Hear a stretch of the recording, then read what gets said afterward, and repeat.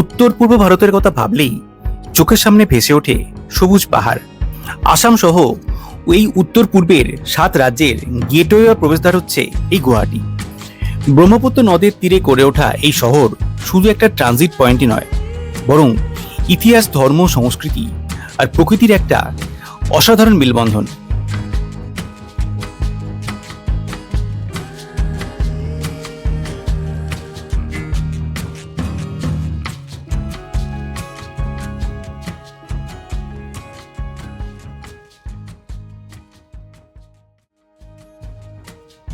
গুয়াহাটি শহরের প্রাচীন নাম হচ্ছে প্রাগ জ্যোতিষপুর, যার উল্লেখ মহাভারতেও পাওয়া যায়। আর ধর্মীয় দিক থেকে জাগ্রত পীঠ কামাখ্যা, উমানন্দ এবং দীর্ঘেশ্বরী দুর্গা মন্দিরের সহাবস্থান। তাছাড়া বিশ্বের অন্যতম টি auction centre, sunset cruise, Pobitora wildlife sanctuary এবং ভারতের দীর্ঘতম নদী রোপওয়ে প্রধান আকর্ষণের মধ্যে তো রয়েছেই। এই শহরকে ঘুরে দেখার জন্য হাফ বেলাই যথেষ্ট, আর ঘোরার জন্য সবচেয়ে কম খরচ হয় সরকারি বাসে। তবে এই বাসেতে সময় অনেক বেশি লাগে। তাছাড়া অটো এবং ট্যাক্সি তো আছেই। এখানে উবের সার্ভিস আছে, আর লোকাল ট্যাক্সি বা অটো থেকে উবেরের ভাড়া এখানে যথেষ্ট কম। যেমন মন্দির থেকে পল্টন বাজার, যেখানে লোকাল ট্যাক্সি 250 চাইছিল, সেখানে উবেরে লাগছিল 160 টাকা।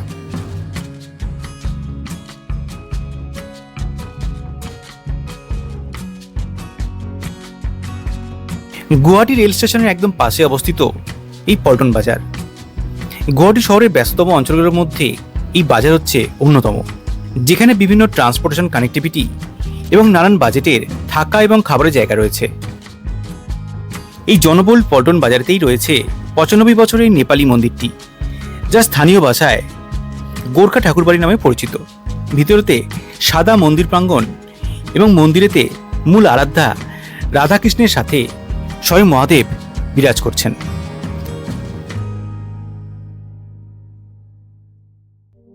এই শহরেই রয়েছে ভারতের দীর্ঘতম নদী রোপওয়ে, যার নাম হচ্ছে গুয়াহাটি রোপওয়ে। ফ্যান্সি মার্কেটের কাছে এই রোপওয়ে টার্মিনালটা অবস্থিত। পল্টন বাজার থেকে অটো, বাস, উবের ইত্যাদি আছে এখানে আসার জন্য। আমরা এখানে এসেছিলাম অটোতে, ভাড়া নিয়েছিল 100 টাকা। এখানে গাড়ির একটা বিশাল পার্কিং আছে, আর এই বাঁদিকে রয়েছে টিকিট কাউন্টার এবং এন্ট্রি গেট। এই রোপওয়ে সার্ভিস প্রতিদিন সকাল 8:30 থেকে বিকেল 4:30 পর্যন্ত খোলা থাকে। রোপওয়ের টিকিট হচ্ছে ওয়ান ওয়ে হচ্ছে 100 টাকা এবং বোথ ওয়ে মাথাপিছু 200 টাকা। টিকিট কেটে ভিতরে ওয়েট করতে হয় এবং ব্যাচ ওয়াইজ ওপরে লিফটে করে নিয়ে যাওয়া হয়।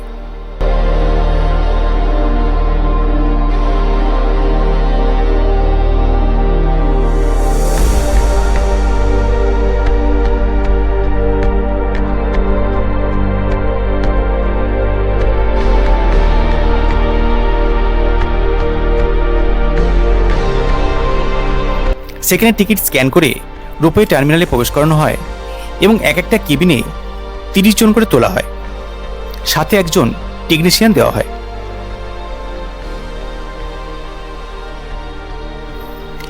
এই রিভার রোপওয়ে চালু হয়েছিল 2020 সালে, যা গুয়াহাটি শহর বা সাউথ গুয়াহাটিকে নর্থ গুয়াহাটির সাথে যুক্ত করেছে। মাঝখানে 2 টার্মিনালের দূরত্ব হচ্ছে প্রায় 1.8 কিলোমিটার।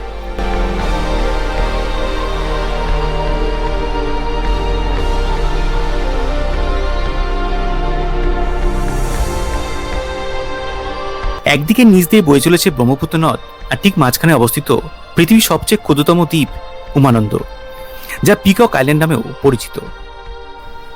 এই আইল্যান্ডের মধ্যেই এক প্রাচীন শিব মন্দির হচ্ছে উমানন্দ মন্দির। পুরাণ মতে ভগবান শিব কামদেবকে এখানেই ভস্ম করেছিলেন।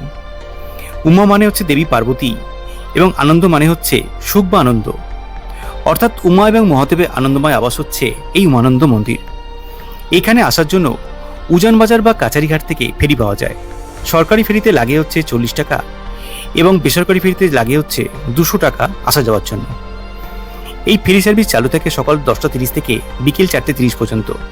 তবে মন্দির খোলা থাকে সকাল 5:30 থেকে বিকেল 5:30 পর্যন্ত।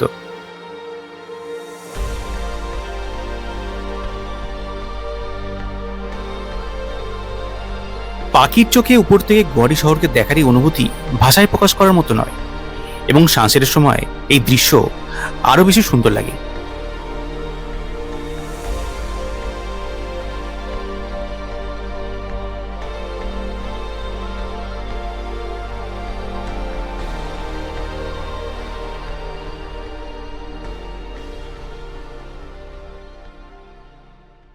নর্থ গুয়াহাটি রোপওয়ে টার্মিনালের বাইরেই রয়েছে গাড়ি এবং স্কুটি এই আইল্যান্ডটিকে ঘুরে দেখার জন্য, কারণ এখানে প্রচুর মন্দির রয়েছে। গাড়িতে ভাড়া নেয় 700 টাকা এবং এখানে স্কুটিও পাওয়া যায়। আমরা একটি স্কুটি ভাড়া করেছিলাম যাতে নিয়েছিল তেল সহ 400 টাকা।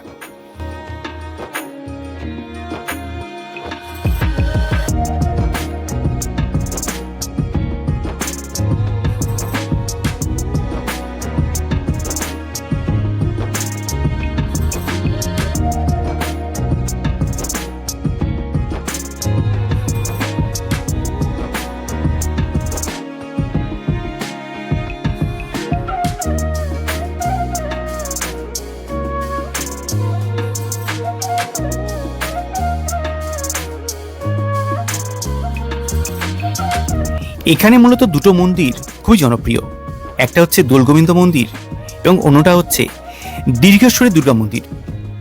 এখানে রাস্তাঘাট খুবই ভালো। আমরা প্রথমে যাব হচ্ছে দীর্ঘেশ্বরী মন্দির, যার দূরত্ব হচ্ছে প্রায় এই রোপওয়ে টার্মিনাল থেকে প্রায় 7 কিলোমিটার। হালকা চড়াই জঙ্গলে ঘেরা গ্রাম্য এই রাস্তা খুবই সুন্দর ছিল।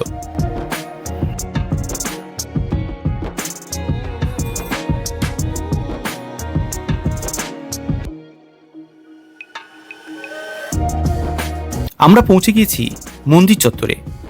এখানেই রয়েছে পার্কিং এর ব্যবস্থা, সাথে পুজো সামগ্রীর কয়েকটি হাতে গোনা দোকান।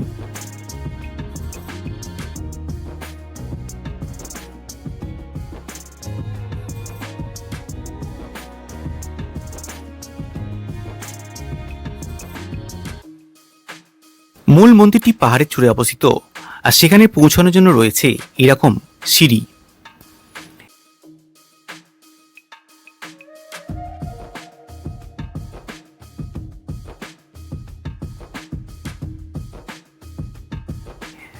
আসামের গুয়াহাটি বললেই আমাদের মাথায় প্রথমেই আসে কামাখ্যা মন্দিরের নাম, কিন্তু সীতাচল পাহাড়ের উপর অবস্থিত এই দেবালয় আসাম নিবাসীদের কাছে অত্যন্ত পবিত্র এবং জাগ্রত।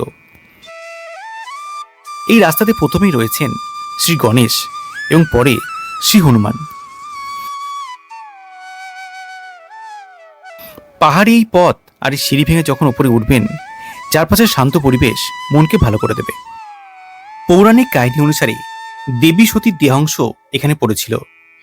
যদিও এটিকে মূল 51টি শক্তিপীঠের মধ্যে ধরা হয় না, তবুও স্থানীয় মানুষ এবং ভক্তদের কাছে এই দেবালয়ের মাহাত্ম্য কামাখ্যা দেবীর চেয়ে কিছু অংশে কম নয়, যা এই স্থানকে গুপ্ত কামাখ্যা নামে জনপ্রিয় করে তুলেছে। ইতিহাস ঘাটলে জানা যায়, অহোম রাজা শিবসিংহ 17 দশকে এই মন্দিরটা নির্মাণ করান। মন্দিরের চারপাশে পাথরের গায়ে খোদাই করা প্রাচীন দেবদেবীদের মূর্তিগুলো দেখলেই বোঝা যায় যে এই স্থানের ঐতিহাসিক গুরুত্ব কতটা গভীর। উপরে পৌঁছানোর পর দেখা দেবে মূল মন্দিরটি, যা একটি গুহার মতো পাথরের খাঁজে তৈরি। মন্দিরের ভিতরে দেবী দুর্গা তার আরেক রূপ দীর্ঘেশ্বরী হিসাবে পূজিতা হন। যদিও ভিতরে দেবীর কোনো মূর্তি নেই, বরং একটি পবিত্র পাথরের রূপকে দেবী হিসাবে পূজা করা হয়। আর মন্দির চত্বর থেকে নিচের ব্রহ্মপুত্র নদ এবং তার উপত্যকার যে দৃশ্য দেখা যায়, তা এক কথায় অবিশ্বাস্য। এই মন্দির সকাল 5:30 থেকে দুপুর 1টা এবং বিকেল 4টে থেকে রাত্রি 8টা অবধি খোলা থাকে। এখানেতে ভোগের ব্যবস্থাও রয়েছে। দুর্গাপূজা এবং নবরাত্রির সময় এখানে বিশাল উৎসবের আয়োজন হয়। অ্যাডভেঞ্চার এবং আধ্যাত্মিকতার এই দুইয়ের মেলবন্ধন ভালোবাসলে এই প্রাচীন দুর্গা মন্দির দর্শন গুয়াহাটির ভ্রমণ লিস্টে অবশ্যই রাখবেন।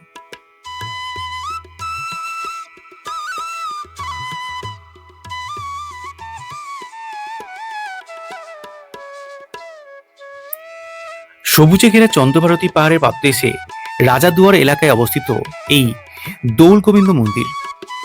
প্রকৃতির মনোরম পরিবেশ এবং পাহাড়ের শান্ত আবহ এই পবিত্র স্থানটিকে আরো আধ্যাত্মিক এবং আকর্ষণীয় করে তুলেছে। প্রতিদিন অসংখ্য ভক্ত এখানে দর্শন ও পুজোর জন্য আসেন, তবে মাঘী পূর্ণিমাতে এখানে ভক্ত সমাগম কয়েক গুণ বেড়ে যায়। এই মন্দিরে 2টি বিগ্রহ প্রতিষ্ঠিত রয়েছেন, যার মধ্যে ভগবান শ্যামরায় এবং ভগবান গোবিন্দ রয়েছেন। গুয়াহাটি শহরে অথেন্টিক অসমীয়া খাবারের স্বাদ নিতে চাইলে রেকমেন্ডেড হলো এই গণেশগুড়ি এলাকার এই মিসিং কিচেন রেস্টুরেন্টটি, যা স্থানীয় মানুষদের সাথে পর্যটকদের কাছেও খুবই জনপ্রিয়। ভিতরটা হচ্ছে এরকম সাদামাটা, তবে অ্যাম্বিয়েন্স এবং স্টাফ যে আতিথেয়তা খুবই নজরকাড়া। এখানে পর্ক, চিকেন, ফিশ এবং ভেজ সব অপশনই আছে। আমরা এখানে থালিগুলো ট্রাই করেছিলাম, যাতে ফিশ পিটিকা বা মাছের ভর্তা, চিকেন খড়িকা বা ফ্রাই এবং পেঁপে বাটা দিয়ে একটি সবজি খুবই ভালো লেগেছিল। আর সাথে ট্রাই করেছিলাম লোকাল ডাক, আর সেটিও বেশ অথেন্টিক ছিল। দামগুলো এখানে সাধ্যের মধ্যেই ছিল।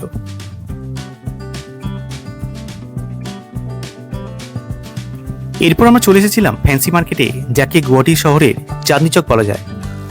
শহরের কেন্দ্রস্থলে প্রাণবন্ত এই বাজার ট্র্যাডিশনাল অসমীয়া কাপড়, পোশাক, গহনা এবং স্ট্রিট ফুডের জন্য বিখ্যাত।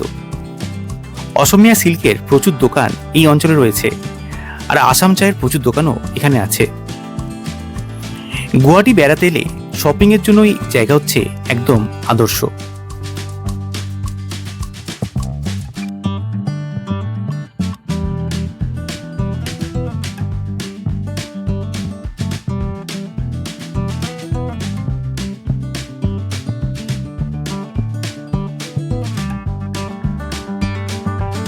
আমরা এখানে গিয়েছিলাম লোকাল বাস করে, আর ফ্যান্সি মার্কেট থেকে গুয়াহাটি স্টেশনের ভাড়া নিয়েছিল 20 টাকা।